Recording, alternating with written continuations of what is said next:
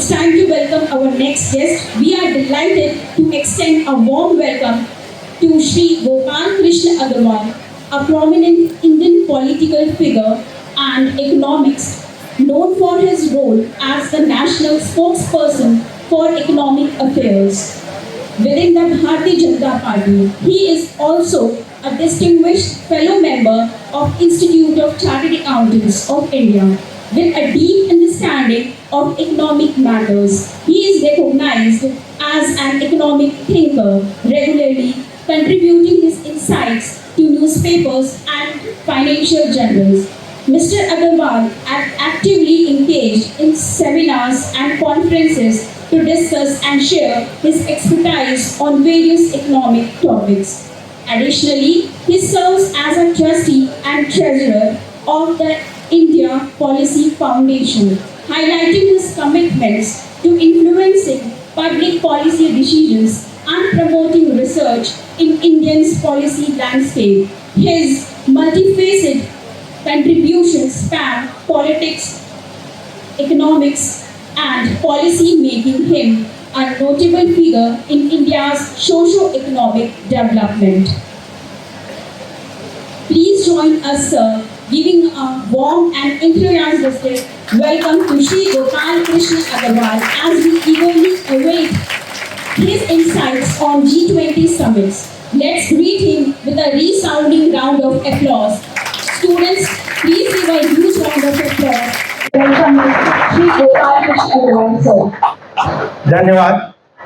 मेरे पूर्व वक्ता जिनका भी हमने यहाँ पे वक्तव्य सुना, G20 impact of G20 on Indian economy, Shri Ravindranath Sachdev ji, इस कॉलेज अवियारा कॉलेज के चेयरमैन संदीप सिंह जी, कनिका जी डायरेक्टर, और यहाँ पर मेरे साथ आए हुए अविनाश जी, राहुल जी। अविनाश सिंह जी का भी काफ़ी दिनों से मैंने यहाँ पे कार्य देखा है समाज में, और यहीं पे मुझे पता चला कि वो यहाँ के पूर्व छात्र भी हैं। कभी भी जैसे मैं हंसराज से पढ़ा हूँ, तो हंसराज कॉलेज में जब कभी बुलाया जाता है या कोई सम्मान होता है तो अपने इंस्टीट्यूशंस के पास रिकॉग्निशन अपने आप में बहुत महत्वपूर्ण है। तो यह मुझे जान के अच्छा लगा कि आप यहीं से पढ़े हुए हैं।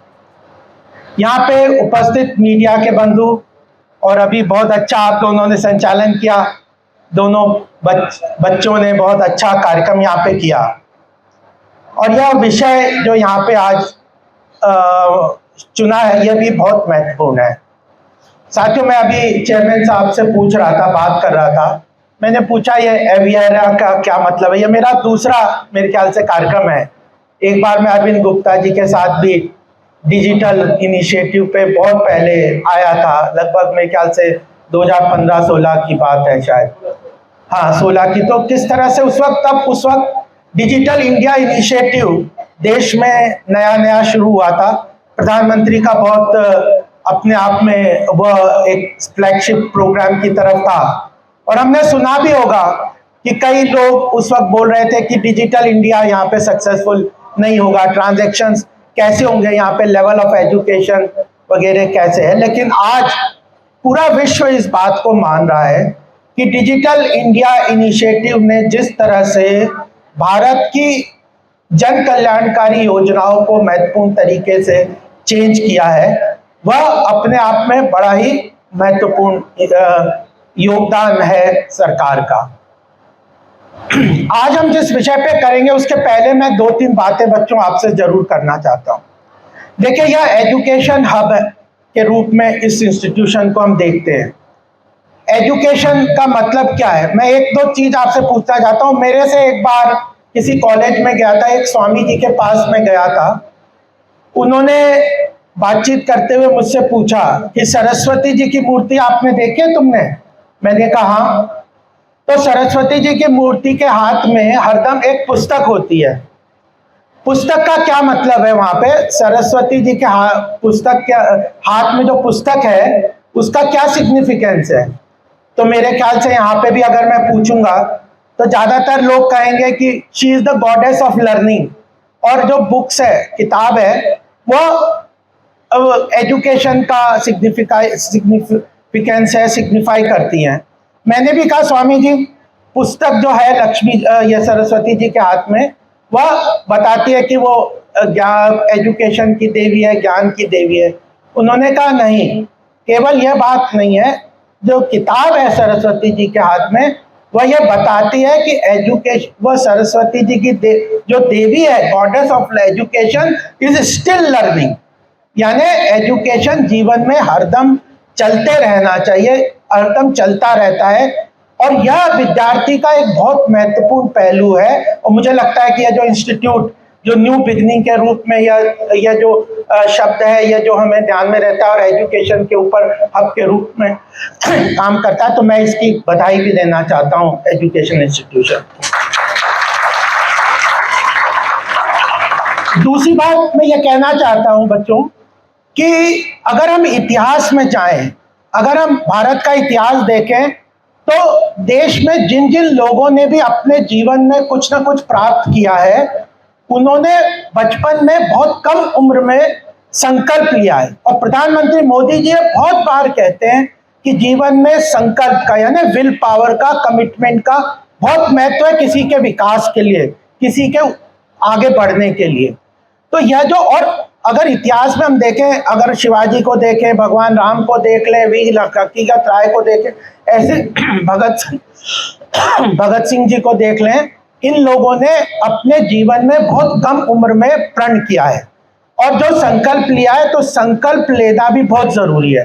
तो अगर हम लोग अपने जीवन में आगे बढ़ रहे हैं, और यही इंस्टीट्यूशंस का या एजुकेशन का दूसरा महत्वपूर्ण योगदान है कि हमें एक राष्ट्र अपने अंदर जीवन में क्या लक्ष्य प्राप्त करना है उसके बारे में जानकारी देके उसके बारे में अपने आप को कमिटमेंट के साथ संकल्प लेना बहुत जरूरी है, और यह कम उम्र में ही होता है। तो आप लोगों की यह उम्र है जिसके समय में आपको अपने जीवन में हमें क्या अचीव करना है, इस बात का पूरी तरह से, चाहे अपने गुरुजनों से, माता पिता से, अपने मित्र बंधुओं से यह जानकारी प्राप्त करनी चाहिए कि मैं अपने जीवन में क्या प्राप्त करूं।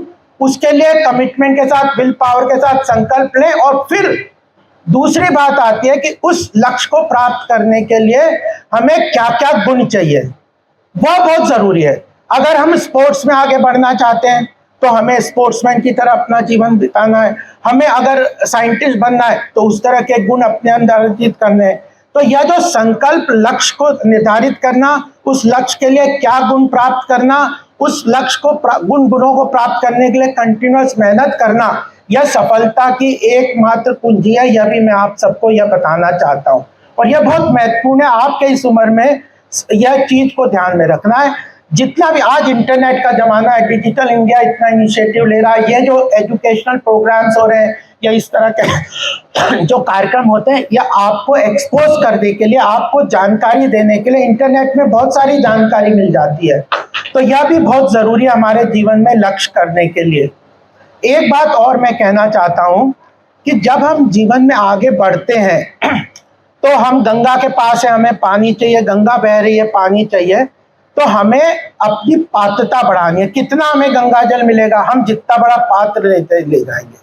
तो हमारी पात्रता, अपनी कैपेसिटी बिल्डिंग भी बहुत जरूरी है। इंफॉर्मेशन बहुत महत्वपूर्ण है। तो जो ये इंफॉर्मेशन बताई है, जो मैं आपको थोड़ी बातें यहाँ पे बताऊंगा, जिस तरह से प्रधानमंत्री आगे ले जा रहे हैं, हमें अपने कैरियर को भारत के लक्ष्य के अनुसार, भारत के प्रधानमंत्री के विजन के अनुसार, उसके अनुसार अपने आप को अगर हम ढाल लेंगे तो हम अपने जीवन का लक्ष्य तो प्राप्त करेंगे, साथ में देश की भी उन्नति करेंगे, और हम भारत को भी जिस विश्व गुरु के स्थान पर ले जाने का लक्ष्य प्रधानमंत्री मोदी जी ने आगे लिया है, उसको हम पूरा करेंगे। यह कुछ जानकारियां, लेकिन इंटरनेट से आप जान सकते हैं। लेकिन आपके कैरियर को अलाइन करने के लिए मैं यह बताना चाहता हूं कि यह इंफॉर्मेशन आपको आने वाले समय में बहुत काम आएगी। कौन कौन से सेक्टर्स हैं, कौन कौन से एरिया हैं, कहां पे देश की अर्थव्यवस्था जा रही है, कहां पे विश्व आगे बढ़ रहा है, किस एरिया में हमें काम करना चाहिए, किस एरिया में हमें कैपेसिटी बिल्डिंग करनी चाहिए, किस एरिया पे ध्यान रख के अपने कैरियर को अलाइन करना चाहिए, तो आप जीवन में अवश्य सफल होंगे। यह बात मैं आपके सामने अवश्य कहना चाहता हूं। दूसरी बात मैं एक और कहना चाहता हूं यह है कि मैं एक अभी इंटरनेट पे एक चर्चा सुन रहा था, किसी ने कहा कि देश में जो अगर हमें आगे बढ़ना है तो एजुकेशन बहुत इम्पोर्टेंट है। बिल्कुल है, इम्पोर्टेंट है, लेकिन हमें एजुकेशन के साथ हेल्थ भी चाहिए, हेल्थ के साथ इंफ्रास्ट्रक्चर भी चाहिए, तो सर्वांगीण विकास भी चाहिए। अगर आपने कोई कैरियर अपना आइडेंटिफाई कर लिया, उसमें आपने काम कर लिया, ये नहीं कि बाकी सबको आपने छोड़ दिया। अगर मैं एजुकेशन में ही 24 घंटे पढ़ने लग जाऊं तो मैं सफल नहीं होगा। स्पोर्ट्स है, तो हमें सर्वांगीण विकास चाहिए। एक समय अभी G20 के समय में नालंदा जैसी यूनिवर्सिटी के बारे में प्रधानमंत्री जी ने पूरे विश्व के लोगों को बताया। हमारी इतनी बड़ी कितने दशकों तक वो हमारी एजुकेशन इंस्टीट्यूशन थी, लेकिन कहीं ना कहीं हमारे देश ने सिक्योरिटी पे, डिफेंस पे जितना आवश्यकता था और यह इकोनॉमी पे, उसके ऊपर कहीं ना कहीं हमने उसको बैलेंसिंग नहीं किया। तो आज इतनी अच्छी इंस्टीट्यूशन नालंदा को जला के खाक कर दिया गया था। उसकी लाइब्रेरी कहते कई सालों तक, लाइब्रेरी में आग लगाई तो कई सालों तक पुस्तक को जलती रही। तो सभी एरिया को हमें ध्यान में रखना चाहिए, यह भी बहुत जरूरी है। तो यह बात से मैं आपको बताना चाहता हूं कि जो एरिया आने वाले समय में G20 के अंदर या भारत की अर्थव्यवस्था के अंदर फोकस करके आगे बढ़ना चाहेगा, यह हमें अवश्य जान के रखना चाहिए। और सबसे बड़ी बात है कि इकोनॉमी जो है, अगर आज भारत का पूरे विश्व में इस तरह से डंका बज रहा है, G20 की हमें प्रेसिडेंटशिप मिली, क्वाड जैसे मल्टीलैटरल प्लेटफॉर्म्स, ब्रिक्स, आसियान, ऐसे मल्टीलैटरल प्लेटफॉर्म्स जिसमें भारत की आवाज को कोई सुनना नहीं चाहता था, महत्व नहीं देता था, आज उस आवाज को, भारत की आवाज को, प्रधानमंत्री की आवाज को पूरा विश्व रिकॉग्नाइज कर रहा है।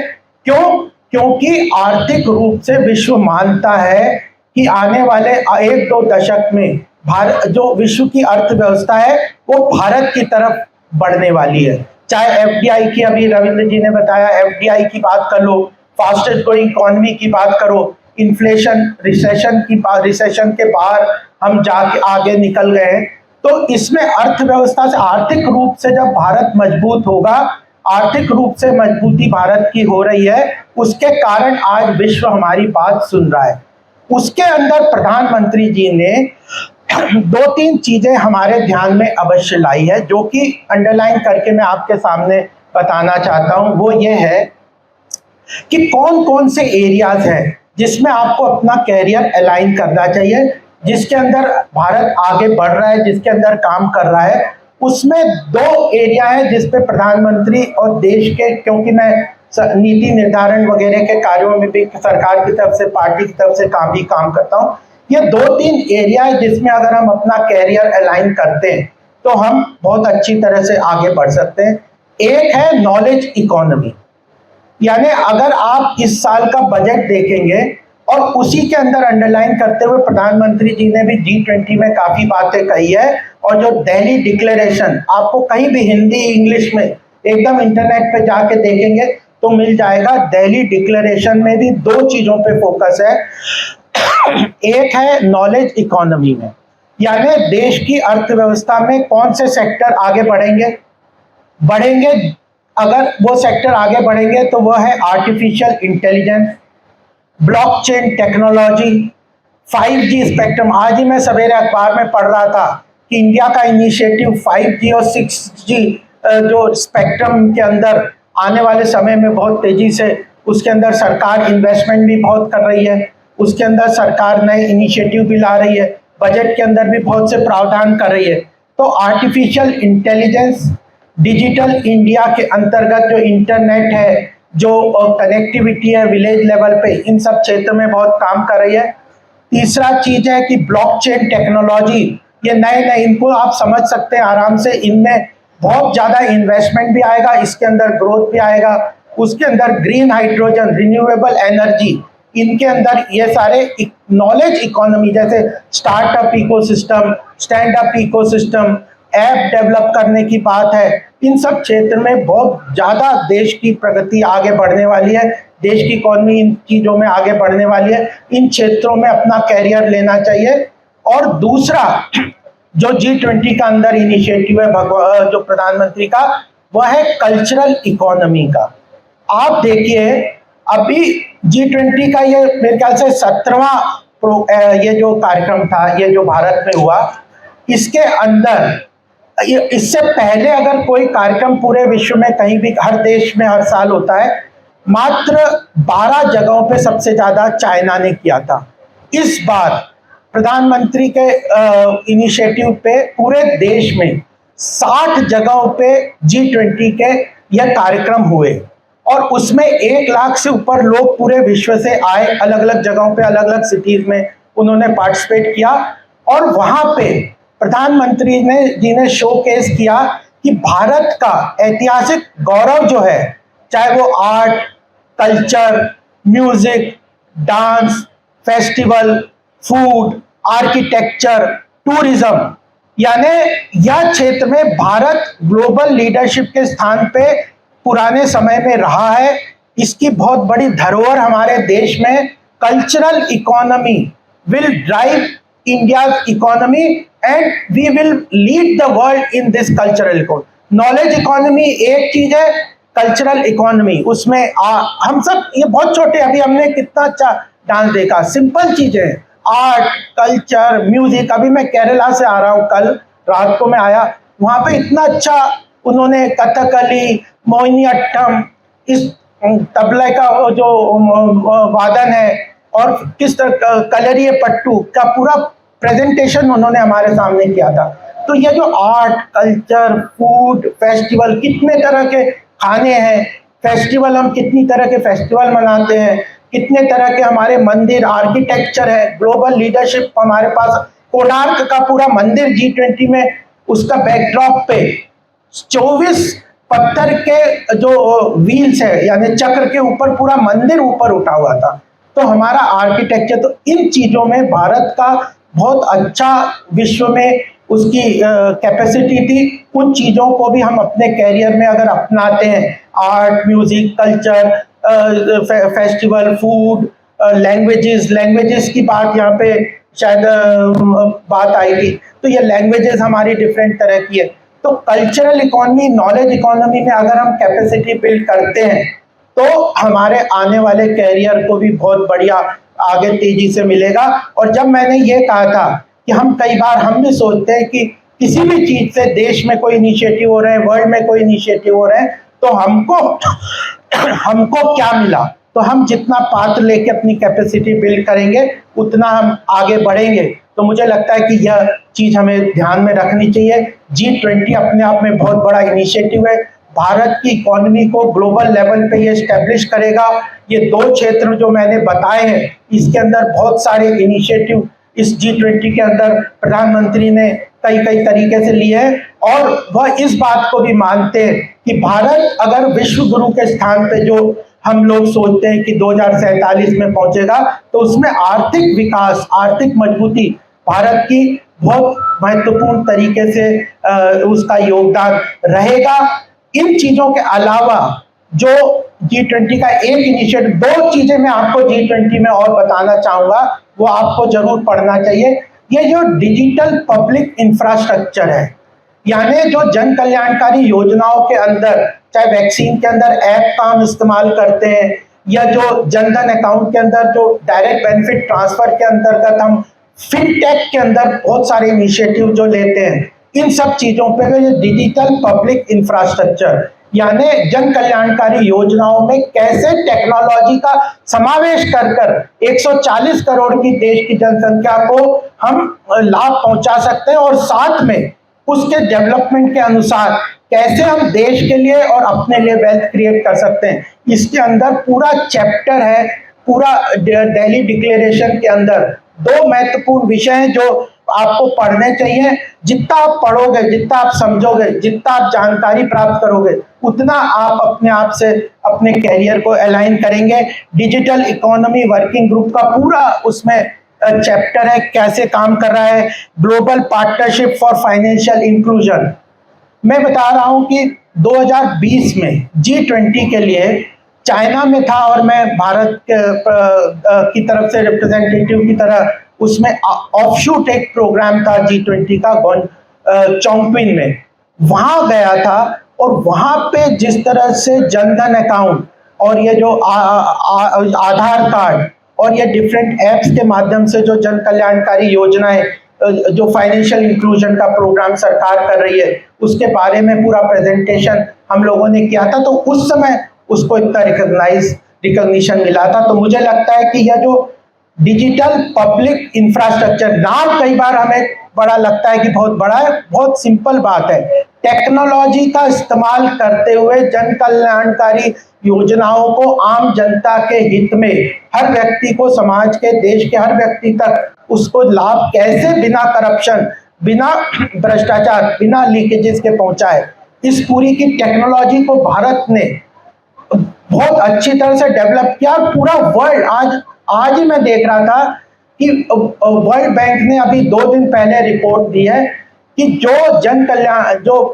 डिजिटल पब्लिक इंफ्रास्ट्रक्चर के माध्यम से भारत ने जो वेलफेयर स्कीम्स को का मॉडल अपनाया और अचीव किया है, वह काम 47 साल में जो हो सकता था सोशल वेलफेयर का, वो मात्र 6 साल में अचीव कर दिया, पिछले 6 साल में। तो कितनी बड़ी बातें हैं। और यह नाम लगता हो इसको, भारत ने इस बात को लेके यह भी कहा है कि इस सारे टेक्नोलॉजी ड्राइविंग वेलफेयर स्कीम्स को हम विश्व को प्रदान करने के लिए, देने के लिए तैयार हैं। और वैक्सीन मैत्री में हमने देखा था, पूरा विश्व कह रहा था कि आप वैक्सीन जो है, भारत ने अपनी वैक्सीन डेवलप की, 230 करोड़ लोगों को रिकॉर्ड टाइम में वैक्सीन दिया और कोविड के बाद अपनी अर्थव्यवस्था को इतनी मजबूती से आगे बढ़ाया। तो यह बात मुझे लगता है कि digital public infrastructure knowledge economy का एक पार्ट है। उसका पूरा चैप्टर इसके अंतर्गत उसमें दिल्ली डिक्लेरेशन के अंदर है, वो हिंदी इंग्लिश में अवेलेबल है। उसको आप पढ़ के आगे बढ़ाएंगे, कैरियर को अलाइन करेंगे तो अच्छी तरह से काम कर सकते हैं। और कल्चरल इकोनॉमी तो मैंने बता ही दिया। एक और MSME, स्पेस टेक्नोलॉजी, जो चिप मैन्युफैक्चरिंग, इन सब चीज़ों में भी बात कर रहे हैं, लेकिन वो आगे की चीज़ें इंजीनियरिंग और उसके चीज़ में।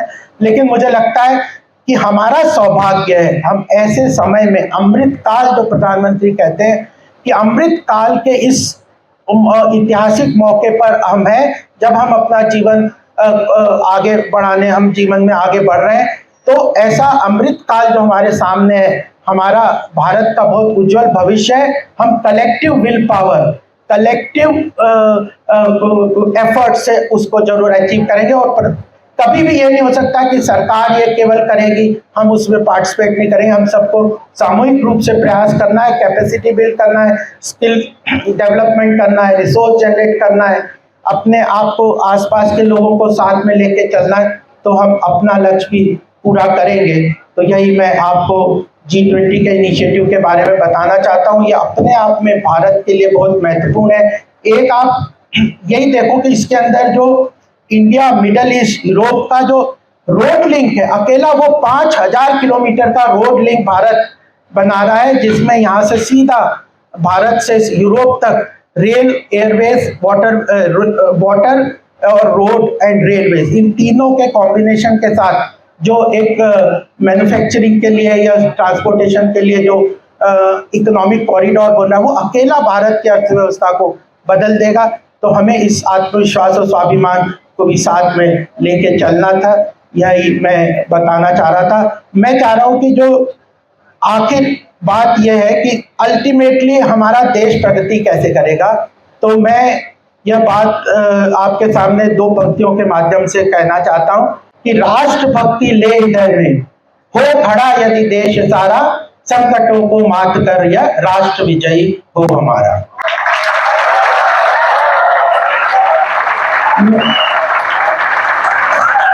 तो आपको सबको विश्वास है ना, भारत मजबूती से विश्व गुरु के स्थान पे पहुंचेगा। और कौन लेके जाएगा? तो मेरे साथ जोर से नारा लगाएंगे। मैं बोलूंगा भारत माता की जय, दोनों हाथ उठा के बोलना है, भारत माता की, भारत माता की, वंदे वंदे। और इस जो आर्थिक प्रगति है उसमें गौतम बुद्ध नगर का बहुत बड़ा रोल होने वाला है। धन्यवाद।